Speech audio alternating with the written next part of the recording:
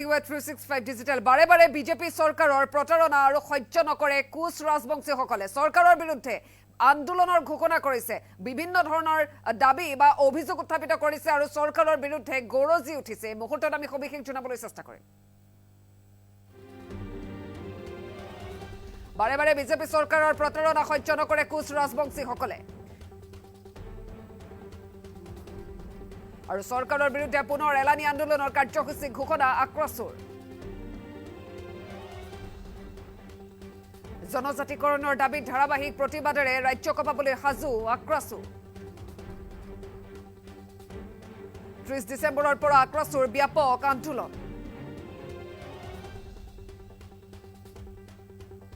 আৰু কোচ ৰাজবংশী জনগোষ্ঠীক প্ৰতাৰণাৰ পৰিণাম ভুগিব লাগিব চৰকাৰে চৰকাৰে স্পষ্ট কৰক নিৰ্বাচনৰ আগত জনজাতিকৰণ কৰিবনে নাই এনে ধৰণৰ প্ৰশ্ন বা দাবী উত্থাপিত কৰিছে এবাৰ চৰকাৰলৈ গৰজি উঠিছে আক্ৰচু জনজাতিকৰণ নহলে বিজেপি চৰকাৰক উফৰাই দিয়াৰ হুংকাৰ দিলে আক্ৰচুৱে আৰু 30 ডিচেম্বৰত শ্ৰীৰামপুৰত ৰাষ্ট্ৰীয় ঘাইপথ অৱৰোধ কৰিব আক্ৰচুৱে এই ঘোষণা এই দাবী এবাৰ আক্ৰচুৰ তৰফৰ পৰা আমি শুনিবলৈ পাইছো হকিয়নি আহিছে বিজেপি চৰকাৰৰ বিৰুদ্ধে 6 জানুৱাৰীত ছাগলীয়াত ৰাষ্ট্ৰীয় ঘাইপথ অৱৰোধেৰে প্ৰতিবাদ জনাব বুলি উল্লেখ কৰিছে আৰু 10 আৰু 11 জানুৱাৰীত ৰেলপথ অৱৰোধৰ কাৰ্যসূচী আক্ৰচুৰ আৰু বাৰে বাৰে বিজেপি চৰকাৰৰ প্ৰতাৰণা সহ্য নকৰে কোচ ৰাজবংশীসকলে আক্ৰচুৱে এবাৰ এলানি আন্দোলনৰ কাৰ্যসূচী হাতত তুলি লোৱাৰ ঘোষণা কৰিছে যদি দাবী পূৰণ নহয় জনজাতিকৰণ কৰিবনে নকৰে চৰকাৰে এই কথা স্পষ্টকৈ জনাওক যদি নকৰে বিজেপি চৰকাৰক এবাৰ উফৰাই দিয়া হ'ব এনে ধৰণৰ এবাৰ হুংকাৰ আহি পৰিছে আৰু আনহাতে প্ৰতিবাদ সাব্যস্ত কৰিব আক্ৰচুৰ তৰফৰ পৰা স্পষ্টকৈ হকিয়নি দিয়া হৈছে বিজেপি চৰকাৰক আৰু এবাৰ দেখিবলৈ পোৱা গৈছে কোচ ৰাজবংশী জনগোষ্ঠীক প্ৰতাৰণাৰ পৰিণাম বিজেপি চৰকাৰে ভুগিব লাগিব জনজাতিকৰণ কৰিবনে নাই সেই সন্দৰ্ভত এতিয়া আক্ৰচুৱে স্পষ্টকৈ সুধিছে চৰকাৰক যদি খেন নকৰে এবাৰ বিজেপি চৰকাৰক উফৰাই দিয়া হ'ব চৰকাৰৰ প্ৰতাৰণা আৰু কোনো কাৰণতে সহ্য কৰা নহ'ব ধাৰাবাহিক আন্দোলনেৰে ৰাজ্য কঁপাব আক্ৰচুৱে এই ঘোষণা স্পষ্টকৈ আচলতে ঘোষণা বা হকিয়নি আহি পৰিছে আৰু 30 ডিচেম্বৰত শ্ৰীৰামপুৰত ৰাষ্ট্ৰীয় ঘাইপথ অৱৰোধ কৰিব আক্ৰচুৱে স্পষ্টকৈ ক'লে আক্ৰচুৱে 6 জানুৱাৰীত ছাগলীয়াত ৰাষ্ট্ৰীয় ঘাইপথ অৱৰোধেৰে প্ৰতিবাদ সাব্যস্ত কৰিব আৰু বিজেপি চৰকাৰক উফৰাই দিব এবাৰ হকিয়নি আহি পৰিছে হুংকাৰ দিছে আক্ৰচুৱে গতিকে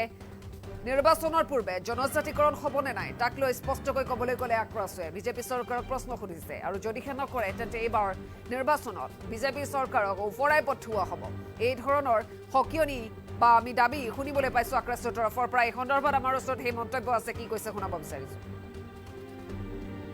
অসম চৰকাৰ মাননীয় মুখ্যমন্ত্ৰী ডাঙৰীয়া আপুনি স্পষ্টীকৰণ দিব লাগে যে আপোনালোকে জনজাতিকৰণ 2026 চনৰ আগত কৰিব না নকৰে না এইটো আমাক এটা মানে ললিপপ দিয়ে নিচিনাকে দিলে গতিকে আমি আন্দোলনত পূৰণ উভতি আহিবলৈ বাধ্য হ'ল আমি অহা 30 ডিচেম্বৰ তাৰিখে শ্ৰীৰামপুৰ হাইৰোড ব্লক কৰিম তাৰপিছত আমি 6 জানুৱাৰী তাৰিখে আমাৰ ছাগলী হাইৰোড ব্লক কৰিম তাৰপিছত আমি 11 বা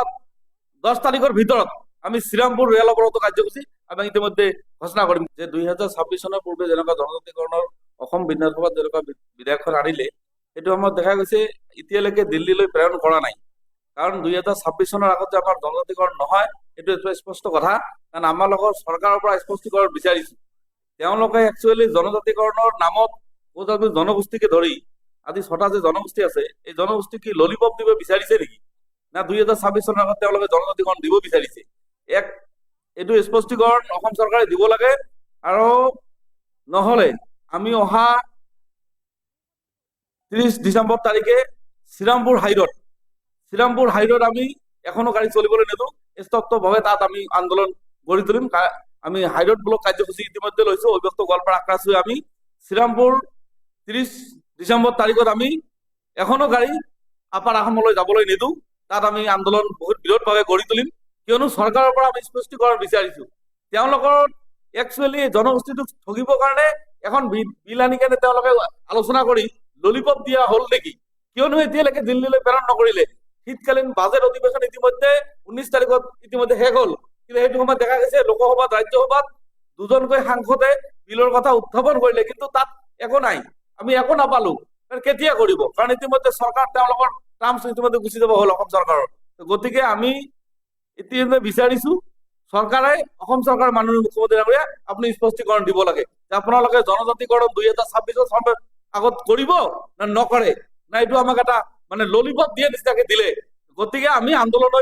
আন্দোলনত পূৰণ উভতি আহিবলগীয়া বাধ্য হ'ল। আমি অহা 30 ডিচেম্বৰ তাৰিখে শ্ৰীৰামপুৰ হাইৰোড ব্লক কৰিম, তাৰপিছত আমি 6 জানুৱাৰী তাৰিখে আমাৰ ছাগলী হাইৰোড ব্লক কৰিম, তাৰপিছত আমি 11 বা 10 তাৰিখৰ ভিতৰত আমি শ্ৰীৰামপুৰ ৰেল অৱৰোধ কাৰ্যসূচী আমি ইতিমধ্যে ঘোষণা কৰিম। কাৰণ কিয়নো দেখা গৈছে যিখন চৰকাৰে আমাক প্ৰতাৰণা কৰে, যেটো আমি ভাবিছো এতিয়া এইটো ললিপপ, যিখন বিল ইতিমধ্যে বিধানসভাত আনিছে, এইটো আমাৰ একদম কোনো ধৰণৰ জাতি কোনো স্বাৰ্থৰ কাৰণে ভালৰ কাৰণে অনা নাই। কাৰণ কিয়নো আমি যেটো মই দেখা পালো যে বিলখন অনাৰ পিছত পঠাব দিল্লীলৈ, কিন্তু নপঠালে, আজিলৈকেতো বিলখন নপঠালে। আৰু বিল স্পষ্টীকৰণ চৰকাৰৰ লাগে আমাক, স্পষ্ট কথা। তেওঁলোকে যদি আমাৰ আন্দোলন কৰিব নালাগে, তেওঁলোকে স্পষ্টীকৰণ দিব লাগে আমাক। নহলে অহা আমি 30 ডিচেম্বৰ তাৰিখে শ্ৰীৰামপুৰত